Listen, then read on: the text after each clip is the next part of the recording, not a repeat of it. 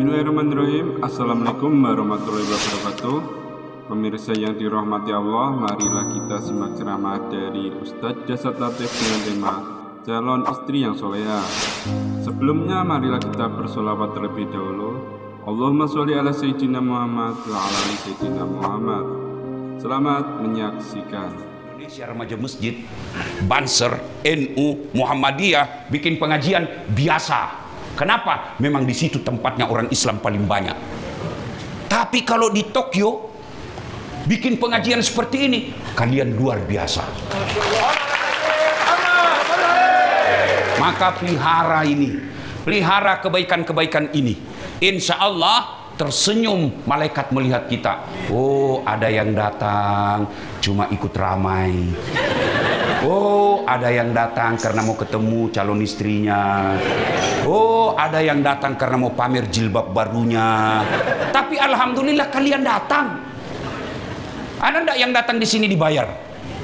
Beda kan kalau kampanye, dikasih baju seragam, dikasih honor, dikasih uang makan. Kalian kan tidak. Ada yang datang 2 jam baru sampai di sini. Ada yang ngeluarin duit. Masya Allah, tidak mungkin Allah tidak mencatat kebaikan dalam langkah-langkah kakimu. Kalian mau datang dengar sirah nabawiyah, kalian mau datang dengar kena cinta kepada Nabi, bukan datang karena mau melihat Jasad Latif. Apa ini? Jelek, kecil, kurus, hitam, pesek. Oh, ketawa senangnya kok sih. Gak usah lagi ku tambah-tambah, kasihan. Maka kita datang karena kita cinta kepada Rasulullah Muhammad sallallahu alaihi wasallam. Kisah kedua, Nabi lahir itu zaman jahiliyah, bukan zaman milenial, bukan zaman batu, bukan zaman teknologi tinggi. Nabi lahir zaman jahiliyah. Apakah jahiliyah itu hanya berkaitan dengan 1400 tahun yang lalu? Tidak. Sekarang pun bisa dikategorikan zaman jahiliyah. Kenapa? Kalau dia mewakili 2 karakter dan sifat. Apa karakternya zaman jahiliyah? 1, sombong. 2, menolak kebenaran. Itu jahiliyah. Kalau kalian sombong, kemudian menolak kebenaran, kalian otakmu, sikapmu, perilakumu, karaktermu jahiliyah.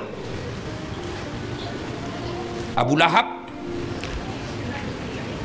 Abu Jahal itu senang kepada Nabi. Sebelum Rasulullah diangkat menjadi Nabi dan Rasul, beliau memfavoritkan Muhammad. Bahkan mereka menggelari Muhammad sebagai manusia Al-Amin yang dipercaya. Kenapa? Mereka tahu Muhammad orang baik, tidak pernah bohong, tidak pernah nyakitin orang, tidak pernah ngambil barangnya orang. Maka digelari Al-Amin. Masyarakat Mekah senang sama Nabi. Nabi mulai dibenci setelah usia 40 tahun diangkat jadi Rasul. Maka mereka yang merasa hebat, mereka yang merasa bangsawan, mereka yang merasa senior, mereka yang merasa orang hebat di Mekah, merasa siapa Muhammad? Anak baru kemarin, dia Bani Hashim, saya orang baik, saya orang bangsawan. Maka mereka menolak Nabi bukan karena menolak apa yang Nabi sampaikan, tapi mayoritas menolak Nabi karena dia merasa gue dong. Maka kalau kau sombong, pasti kamu jahiliyah. Apa yang menyebabmu sombong?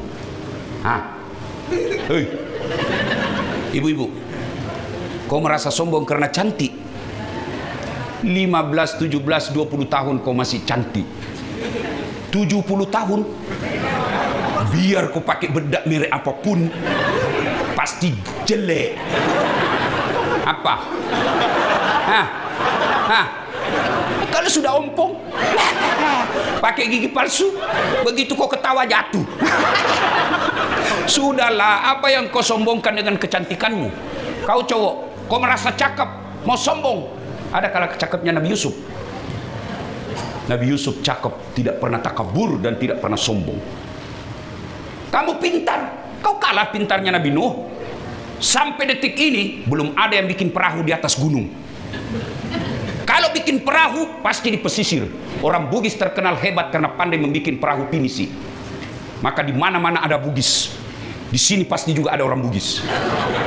Banyak toh? Saya pergi Malaysia banyak orang Bugis. Saya pergi Brunei banyak orang Bugis. Begitu saya masuk penjara juga orang Bugis. Kenapa banyak di mana-mana? Karena dia pandai membuat perahu pinisi. Waktu itu kendaraan, alat transportasi paling hebat adalah perahu, kapal. Orang Bugis pandai bikin. Tapi tidak ada saya dapat orang Bugis bikin perahu di atas gunung. Nabi Nuh bikin perahu di atas gunung, begitu cerdasnya. Apa yang membuat kau sombong? Ilmu. Nih, kau kira ini? Yang gelarnya tadi disebut ini moderator salah-salah. Yang kau bilang sos, emangnya saya pembersih lantai?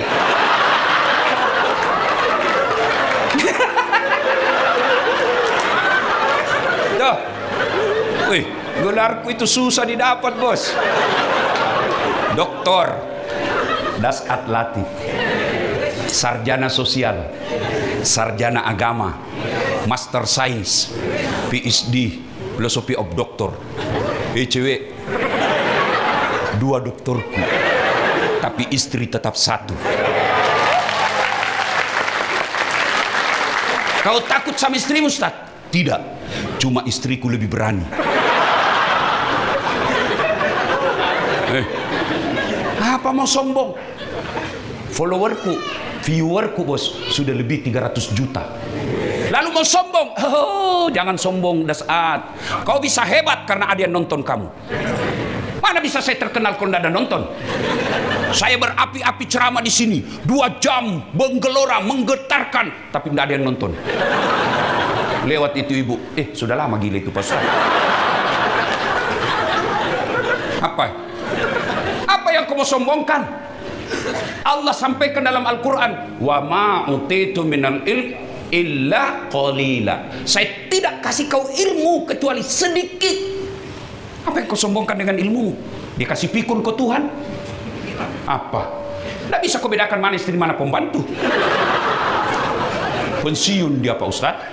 Kemudian diprotes sama istrinya, Pak, biasanya kalau kau mau pergi kerja, kau cium jidatku. Ini sudah hampir 1 minggu, tidak pernah kau cium-cium saya. Dalam hati suaminya, astagfirullah, berarti siapa sih cium selama ini? Ternyata tetangganya dia cium. Apa yang kau mau sombongkan dengan ilmu? Ada ustadz yang sombong? Ada enggak ustadz yang sombong? Banyak. Mana? Yang tidak mau menerima perbedaan. Hanya dia mau masuk surga sendiri. Ini salah, ini bid'ah, ini masuk neraka. Kau panitia hari kiamat. Ciri-cirinya itu Ustaz, ya pikir enak di surga kalau dia cuma sendiri di surga.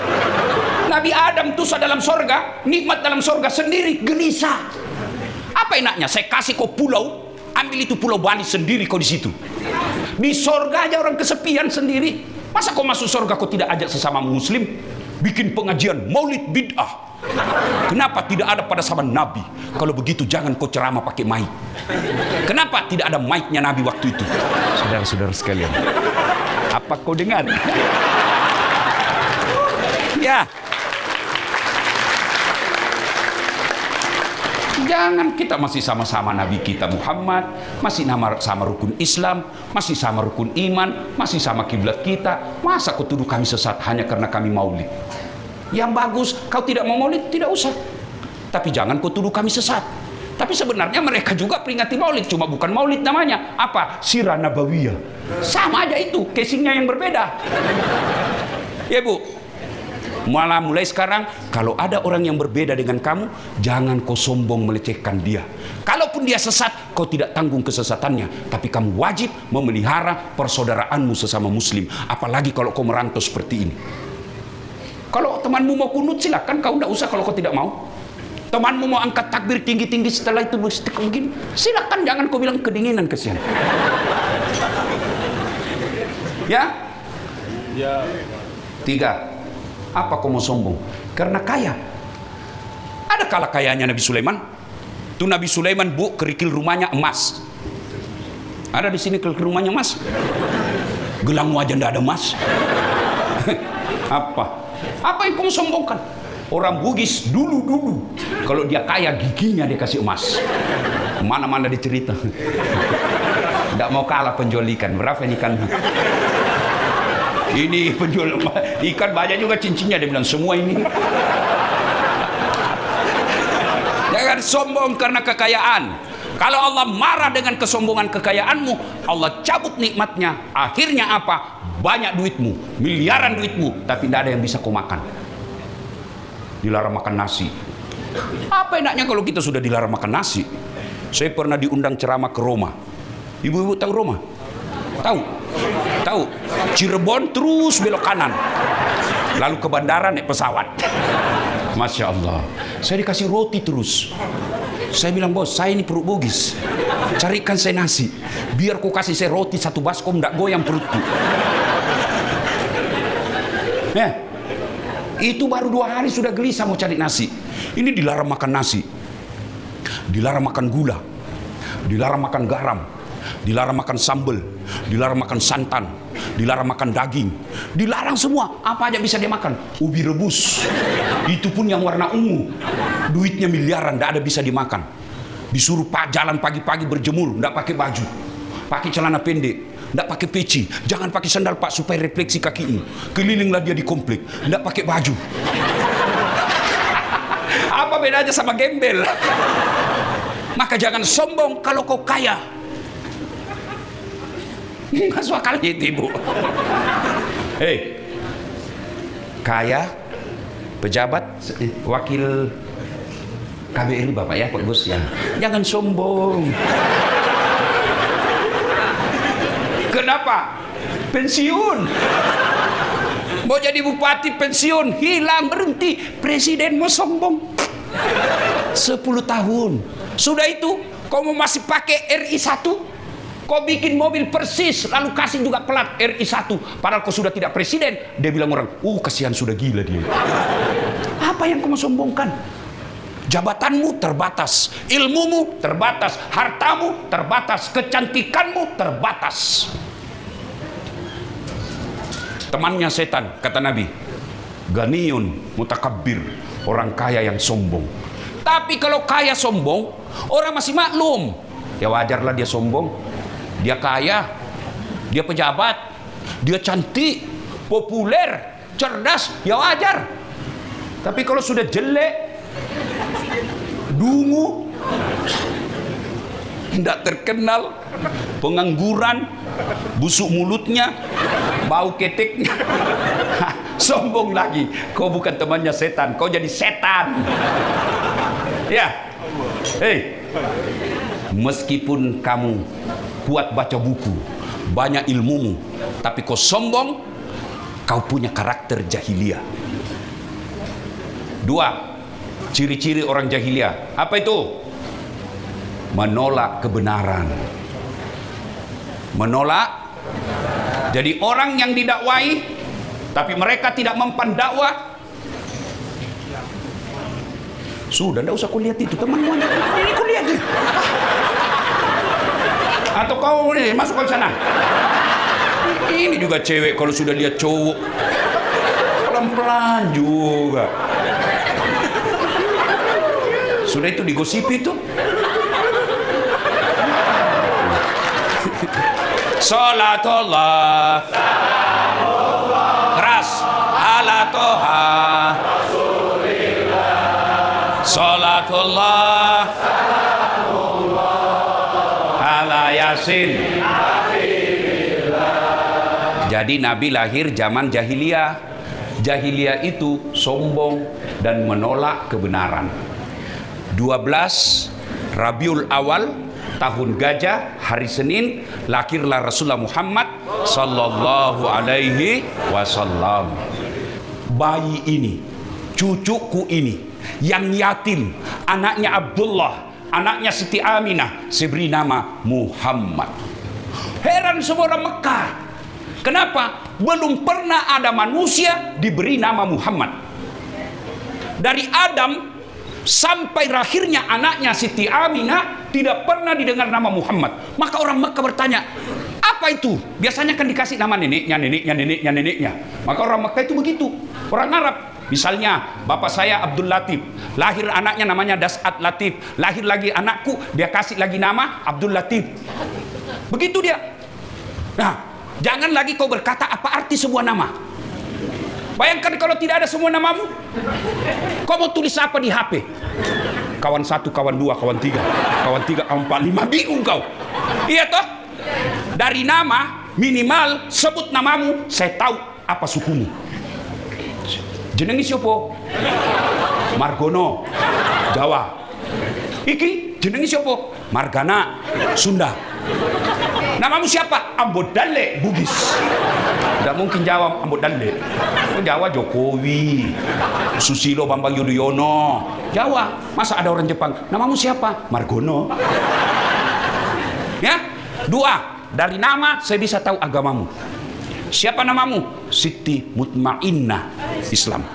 Siapa namamu? Maria Mertinus, non muslim. Maka orang Mekah waktu itu, Abdul Muthalib, ini aneh.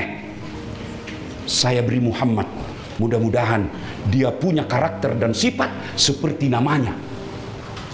Maka saudaraku, adik-adikku sekalian yang masih jomblo, besok kau punya anak, kasih nama anakmu yang baik-baik. Saya kasih kau nama Mutmainnah, jiwa yang tenang. Supaya apa? Kamu menjadi perempuan yang menenangkan jiwa setiap orang melihatmu, bukan membangkitkan syahwat. Ini pakai jilbab, tapi kalau foto di medsos, apa itu? Saya heran juga itu perempuan. Setiap dia foto kasih bengkok kepalanya. Lalu kasih naik jarinya dulu. Kau mau dua suamimu? Atau ada juga laki-laki begini?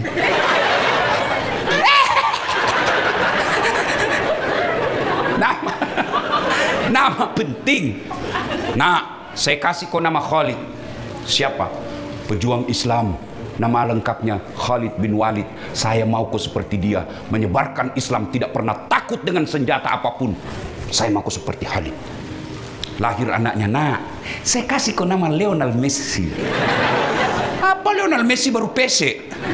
Supaya kau jago main bola. Apa PSSI tidak pernah masuk juara dunia? Dia bilang hebat juara dunia. Dimanapun pasti kalah. Argentina pernah kalah, Brasil pernah kalah, Italia pernah kalah, Indonesia tidak pernah kalah. Kenapa? Tidak pernah masuk. Kasih nama yang baik. Ya, Rasulullah diberikan nama Muhammad. Maka saudaraku, kalau kalian cinta kepada Nabi, jangan kau tulis Muhammad dengan singkatan M. Jangan kau pernah tulis namamu dengan Mu. Apa itu Mu? Apa itu M? Makan, minum. Tidak ada orang punya nama. Itu nama Muhammad, manusia paling mulia. Maka hormati beliau. Jangan kau ringkas-ringkas namanya. Tulis lengkap. Misalnya namamu Muhammad Fadil, jangan kau tulis M Fadil. Lebih baik Muhammad F. Jangan ketawa, saya serius. Ya, Allahu Akbar. Kalau kalian menghormati nabimu, tulis dengan lengkap namanya. Muhammad Abdullah, Muhammad Yunus. Jangan M Yunus. Kau tidak cinta kepada Nabi. Dan kalian kalau punya namamu Muhammad, jaga marwahnya Muhammad. Jangan sampai kau Muhammad tapi peminum, Muhammad tapi tidak sholat, Muhammad kau ganggu istrinya orang. Dicari kau nanti Nabi. Kenapa kau jelek-jelekkan namaku?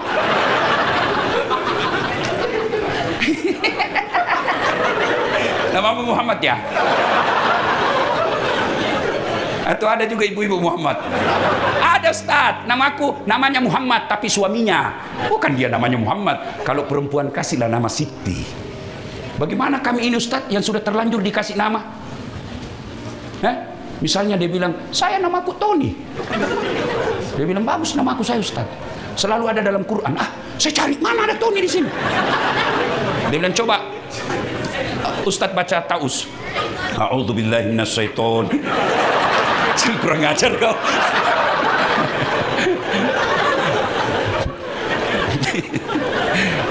Nah ya, sudah. Lahirlah Rasulullah Muhammad sallallahu alaihi wasallam hari Senin tanggal 12 Rabiul Awal tahun gajah. Kenapa disebut tahun gajah? Dia bilang ibu-ibu, karena bukan tahun kambing Ustaz. Beling-beling.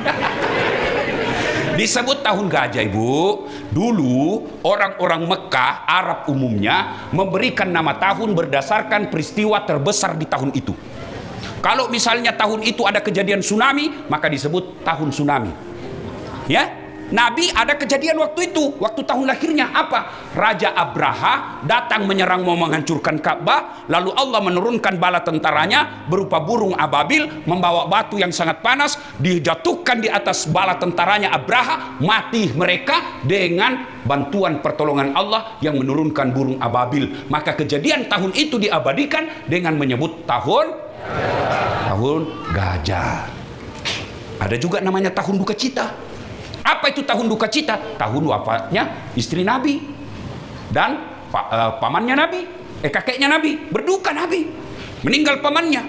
Maka disebut tahun duka cita. Begitu berdukanya Rasulullah sampai Nabi menjelaskan, barang siapa seorang istri meninggal dunia lalu suaminya berduka terus mengenang kebaikannya, maka itu istri tanda-tandanya penghuni sorga. Jadi kalau ibu-ibu masa kau lebih senang suamimu duluan mati? Bingung ini ibu, iya juga sih. Tapi masa saya duluan mati? Kalau misalnya ibu duluan meninggal, lalu suamimu mengenang kebaikanmu, tidak menikah lagi. Kenapa istri saya ini meninggal baik betul sifatnya, meskipun dia malas tapi aku sayang ya Allah. Rasa-rasanya tidak bisa kusambung hidupku. Itu ciri-ciri ibu penghuni surga. Tapi kalau sebaliknya, begitu ibu meninggal, suamimu masuk kamar berteriak, "Merdeka!" Itu. Jangan kau jajah suamimu, Bu. Coba, saya waktu baru menikah, saya bilang sama istri saya, jangan kau pernah melanggar undang-undang. Karena kalau kau melanggar undang-undang, kau bisa dipenjara. Oh ya begitu, Ustaz. Iya. Makanya jangan pernah melanggar. Penjajahan di atas dunia harus dihapuskan karena tidak sesuai dengan pri kemanusiaan dan pri keadilan. Makanya jangan kau jajah saya. Saya suamimu, bukan jajahanmu. Maka jangan kau siap saat kau suruh suamimu video call, saya di kantor nih. Itu penjajahan, melanggar undang-undang. Maka ada di sini membayangkan dirinya tuh dijajah sama istrinya. Berhenti kau jadi laki-laki kalau kau takut sama istrimu. Apa kau mau takut? Memangnya dia kasih kau modal 25 miliar. Kau juga yang belikan baju, kau juga yang carikan uang. Tapi dia mengamuk, Ustaz. Kenapa kalau dia mengamuk? Dia pecahkan piring, bantu pecahkan semua. Piring, gelas bisa dibeli. Harga diri sebagai suami tidak boleh diinjak-injak istri. Takbir! Nah ini berarti semua yang takut sama istrinya. Ya, dah. Lahirlah Nabi. Tebut tahun gajah. 4 hari setelah lahir diambil ibu susunya, namanya Halimatus Sa'diyah. Kemudian setelah usia 4 tahun dikembalikan ke Mekah. Kenapa? Karena menjaga kemurnian bahasa. Tradisi orang Arab Mekah waktu itu, kalau ada anak-anak lahir dibawa ke kampung supaya apa? Memelihara kemurnian bahasa Arabnya. Kan kalau di kota bahasa sudah gabung-gabung. Misalnya di Jakarta, kan kalau dulu sebelum mewah itu Jakarta, kan orang Betawi. Kemana lu? Gak tahu. Kaki lu di atas kaki gue sih, keinjek. Gue sudah bilangin, lu lawan lu. Itu dulu. Sekarang dicampur-campur. Lu kemana? OTW. Ya kan? Nah, supaya terpelihara bahasa Arabnya Nabi, dibawa ke desa. 4 tahun dikembalikan. Setelah 4 tahun barulah bersama dengan ibunya. Usia 6 tahun ibunya berkata, "Nak, kita pergi ke Yastrib." Waktu itu Madinah. Pergi ziarah kubur, nak. Pergilah Siti Aminah bersama anaknya Muhammad sallallahu alaihi wasallam ziarah kubur ke bapaknya. Ini menunjukkan juga bahwa tidak dilarang ziarah kubur. Memang Nabi pernah mengatakan, perempuan jangan kau bawa ziarah kubur. Kenapa? Karena ditakutkan dia meraung-raung di kubur. Dulu pernah dilarang ziarah kubur. Kenapa? Karena dikhawatirkan kalian menyembah-nyembah. Sekarang tidak ada lagi menyembah. Apa tujuannya ziarah kubur? 1, mengingatkan bahwa kamu bakal mati. 2, untuk menghindari fitnah. Jangan sampai kuburannya orang tuamu kau lupa, akhirnya kotor, panjang remak-remak, semak-semaknya, orang akan lewat berkata, bagus betul rumahnya anaknya, kuburannya orang tuanya dia tidak urus. Yang penting jangan kamu berdoa kepada orang mati. Mendoakan orang mati boleh, tapi jangan kau minta-minta di situ. Ada yang datang ziarah kubur, Pak, Ini anakmu, Pak, baru pulang dari Jepang. Alhamdulillah bawa rezeki, dia belikan saya mobil Toyota. Pak, ini sebentar lagi mau menikah. Doakanlah anakmu supaya dia proses pernikahannya lancar. Doakan anakmu supaya dia bahagia dunia akhirat. Bingung kita. Masa orang mati doakan orang hidup? Orang hidup doakan orang mati. Jangan kau minta orang mati doakan kamu. Mana bisa? Andai saja kau dengar itu suaranya, dia bilang, salah kau nak, salah ibu, kau doakan saya, bukan saya doakan kamu. Nah, sudah kembali ziarah kubur. Setelah perjalanan, karena waktu itu mereka rombongan. Di perjalanan, tiba di sebuah desa namanya Desa Apwa. Wafat ibunya Rasulullah SAW, usia 6 tahun. Bayangkan, 6 tahun sudah yatim piatu. Maka jangan kalian cepat mengerah. Jangan kalian merasa tantangan hidupmu berat, tidak sebanding dengan hidupnya Rasulullah Muhammad sallallahu alaihi wasallam. Ada di sini yatim piatu usia 6 tahun. Coba angkat tangan. 6 tahun sudah yatim piatu? Tidak ada. Rasulullah 6 tahun sudah yatim piatu, tidak pernah melihat bapaknya. Sampai di Mekah usia 25 tahun beliau sudah menjadi pengusaha muda dan bekerja di perusahaannya seorang perempuan janda namanya Siti Khadijah. Lalu Siti Khadijah punya asisten namanya Nafisah. Khadijah selalu cerita kebaikannya Muhammad. Nafisah sadar, oh bunda ini senang sama pegawainya. Lalu Nafisah menjadi tim sukses macomlang, tapi dia menjaga kedua belah pihak, tidak mempermalukan orang yang diurusnya. Maka datanglah Nafisah kepada Muhammad dan berkata, ya Muhammad, bagaimana menurutmu kalau ada perempuan suka kamu? Alhamdulillah, tapi ini perempuan sudah tua dari kamu, tidak jadi masalah. Tapi dia sudah 2 kali janda, tidak jadi masalah. Jadi kalian cowok sudah 5 tahun kau cari istri tidak dapat balik haluan. Kau cari janda. Hei, Jan, ada di sini. Kau datangi baik-baik supaya kau tidak selalu menghayal. Jan, ada perusahaannya, ada mobilnya, ada rumahnya, agamanya baik. Silahkan datang. Dia mau Ustaz, tapi mau muntah lihat saya.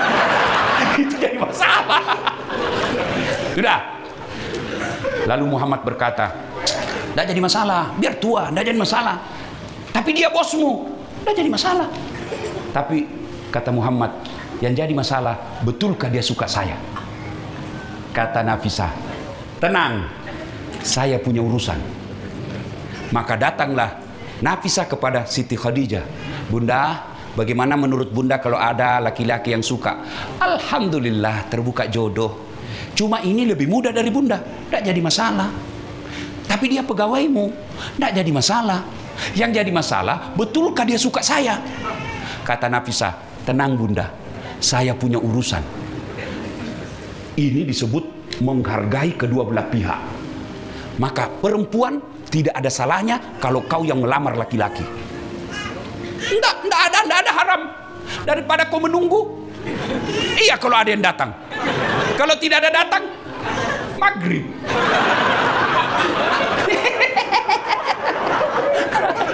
Kan perempuan begitu. Wah, ada yang lamar 20 tahun. Siapa lu? 25 tahun. Siapa sih? 30? Siapa ya? 45? Siapa saja. Maka saudaraku, akhwat, jangan pernah gengsi kalau kau melihat laki-laki yang baik. Tidak ada salahnya. Kita menginginkan perempuan dan laki-laki yang baik, jodoh yang baik.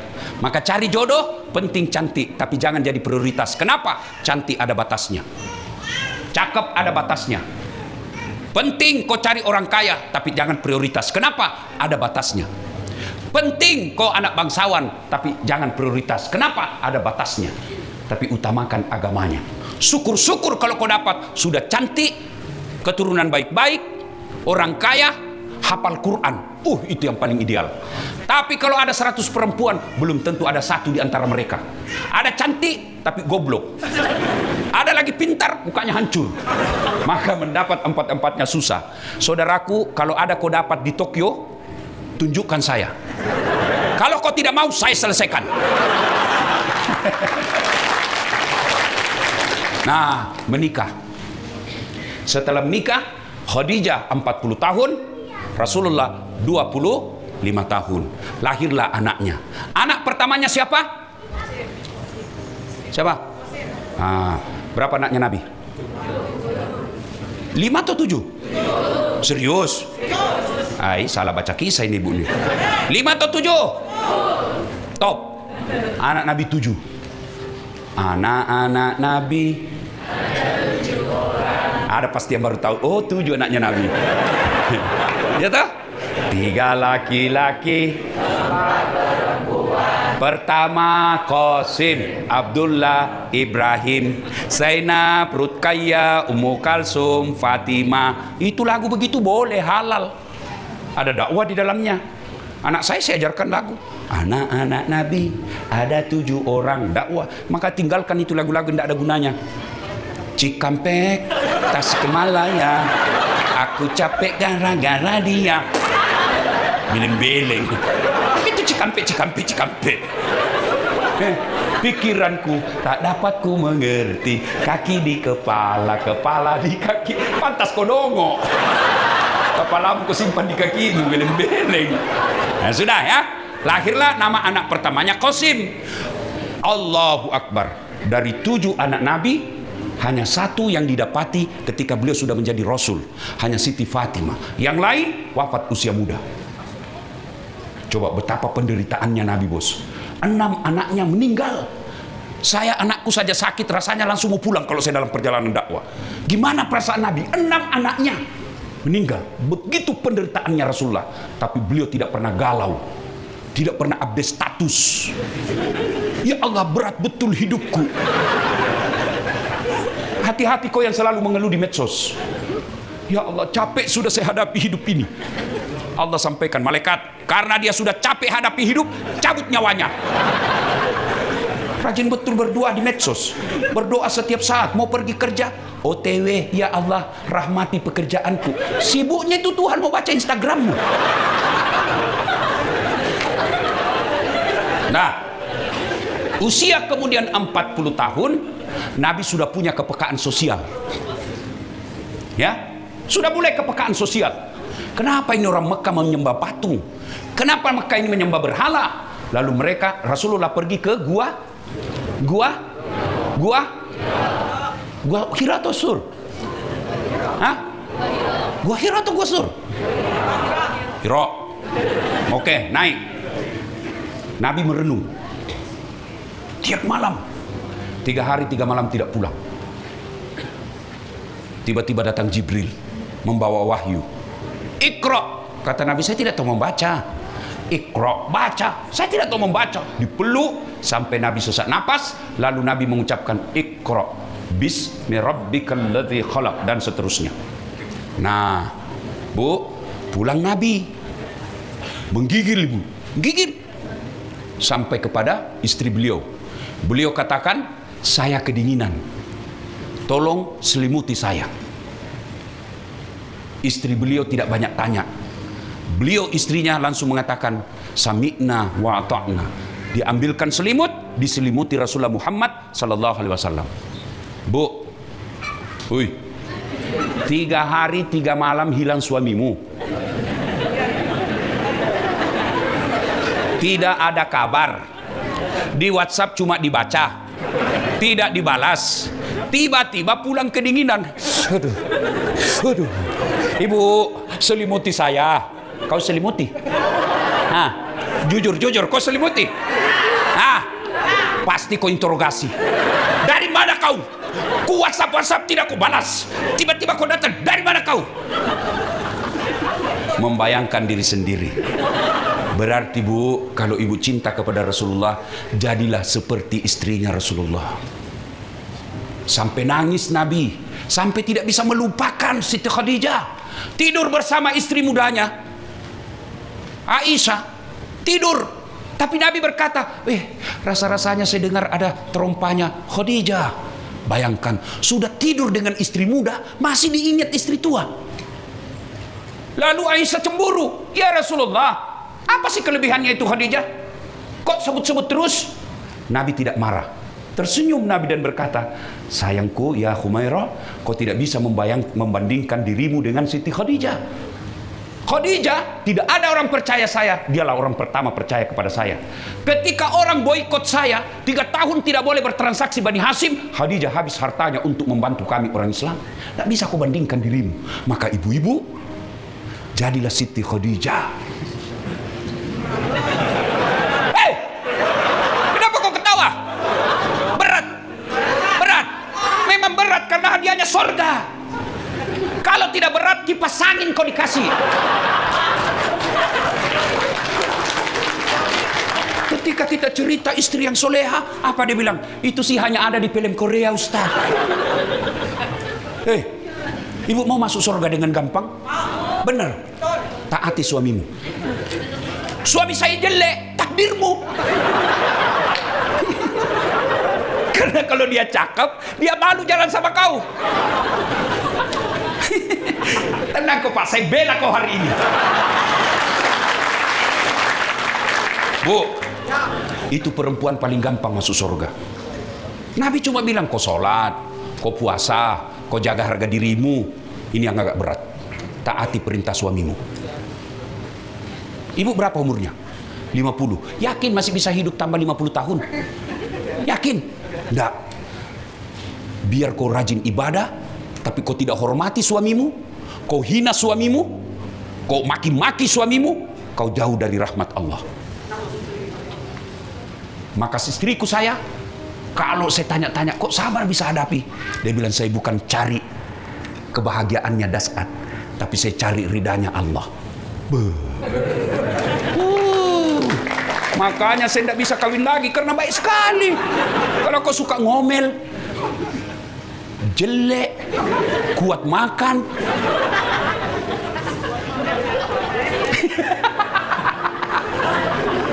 Aduh. Bu, istri saya itu Bu, kalau saya mau pergi kerja demi Allah Bu. Biar subuh jam 3 saya keluar, dia pasti bangun. Dia angkat saya punya ransel, dia bawakan saya sampai di mobil. Dia tidak pergi sebelum saya sudah jalan. Naik di mobil, saya tidak usah sayang, sudah subuh, kau mau tidur aja. Tidak enak saya lihat kalau kita saya tidak pergi, saya antar. Sudah itu, dia jawab tangan, dia cium tanganku Bu. Saya kira sudah cukup di situ, ternyata dia sambung. Dia cium lagi saya Bu. Ini yang lama.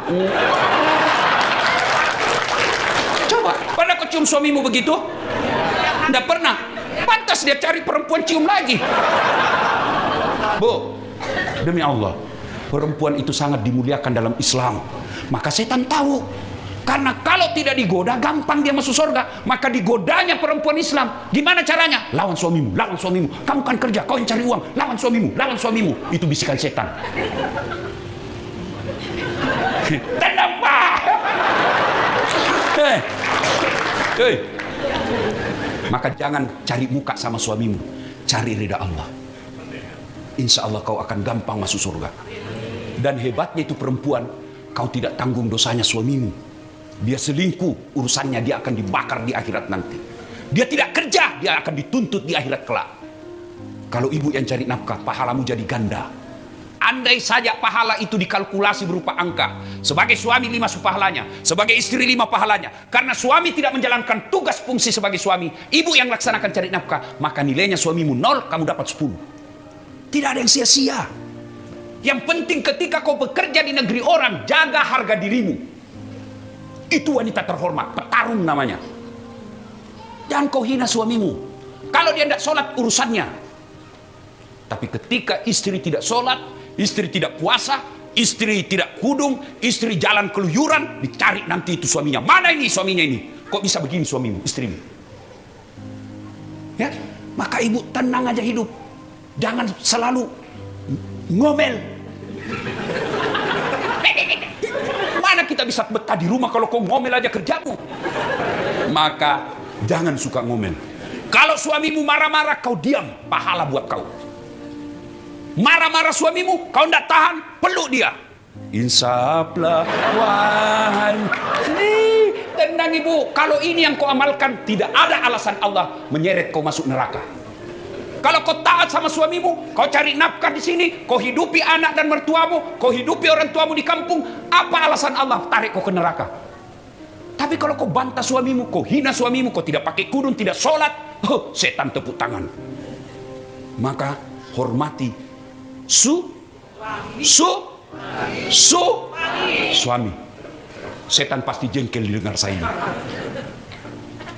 Tapi pulang nanti pasti dia bilang, enak saja itu Ustaz. Dia kira gampang jadi istri. Kok kira gampang jadi suami? Hah? Kau juga Pak. Hargai istrimu. Tenang ibu, saya bela kau hari ini. Kok kira gampang jadi istri? Dia suka ngomel, tidak apa-apa. Kalau dia ngomel, pasti ada masalah. Supaya berhenti ngomel, berikan perhiasan. Kenapa istrimu selalu ngomel? Tidak pernah kau belikan perhiasan. Kalau teman selingkuhmu, kau belikan. Iya sayang, gampang. Ditelepon istrinya alasan, lagi meeting, lagi lembur. Masa istrimu di rumah, dia doakan kau setiap saat, lalu kau tipu. Bagaimana mau berkah penghasilanmu? Hah? Istriku jelek Ustaz. Ya jodohmu. Karena kalau dia cantik diambil orang. Karena kau juga. Jelas? Hei Pak, muliakan istri. Biarlah kita jauh merantau begini, tapi kita bahagia dengan keluarga. Daripada kerja di Indonesia puluhan juta gajinya, tidak pernah rukun dalam rumah tangga. Paling sial lagi, sudahlah sedikit gajimu kau tidak pernah bahagia. Kau kira gampang hamil? Ibu-ibu, enak enggak hamil? Menderita.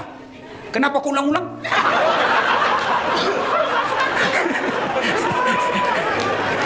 Hei, muliakan istrimu bos.